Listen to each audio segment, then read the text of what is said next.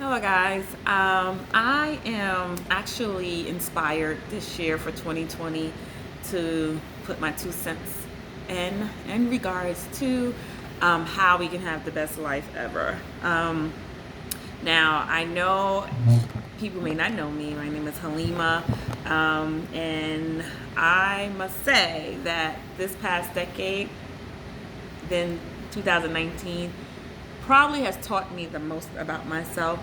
Um, I did a lot of growing, um, and it was deliberate. However, when I found myself in certain scenarios that was not pleasing and satisfying, of course, I was wondering why I was in that situation and who to blame. However, after coming out of all of that, I feel so overwhelming, um, satisfied and gratified that I went through that, and it has taught me everything what I've known today. Um, I had great success in the past 2 years, and with all of that, I still feel like my life is not complete. I remember I used to hear about stories about these millionaires that used to commit suicide, and just like any one of us that are trying to get ahead, would think that is so crazy and so bizarre.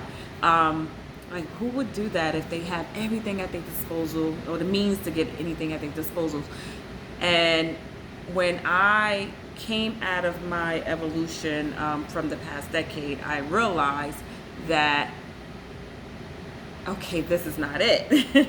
And once I came to that realization, literally, I had this overwhelming sense of, like, I wouldn't say it was depression, because I'm really not sure what that feel like and how extreme and intense that can feel. However, I wasn't happy. I wasn't satisfied. I found myself crying on the inside and outside as well. And but if anyone asked me, I always said I was fine. I was okay. I was, very generous, very, thinking that would solve the issues. As long as I keep giving back, we'll be fine. As long as I show up to work 100% and break records, I will be fine. And, as long as I spoil my children, I'll be fine. But that's not it. You know, um,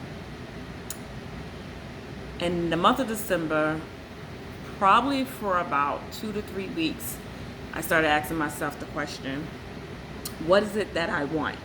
You know, over and over and over and over and over again. I ask myself multiple times in a day. I'll lull myself to sleep just so, hopefully that answer comes to me.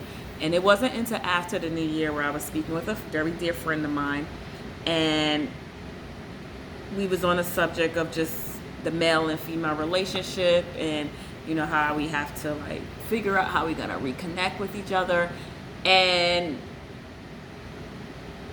it shifted for me, because first I was like, wow, I can speak about that. And here I am, I'm a single woman, but like all of us, we want that one, I don't want to be a serial dater. I don't want to have this one and that one and this one in my face. I just want the person that I'm supposed to spend the rest of my life with, always wanted that person, and so I literally, mid conversation, had this, like, something take over me and just start speaking on my behalf, because I wasn't just thinking like that a few seconds ago.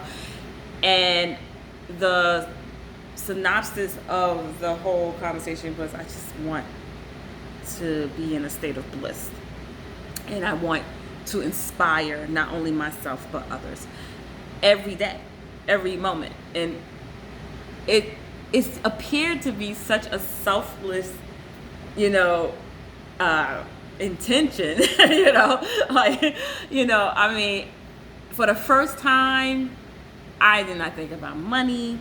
I did not think about my soulmate. I did not think about all this, like, yes, beautiful things, but it wasn't important. not that it wasn't important. It was like, okay, you're missing a step. Because you can get the car, you can get the house, you can get the man, fellas for the woman, or whatever, and it still would not be enough. Like, because when I wanted something and I got it, I was, fighting to get it and doing what I need to do to get it and grinding or whatever the case may be, and I get it, and I'm like, this is nice, and it's like that new car smell, and then after a while, you're like, all right, what's next?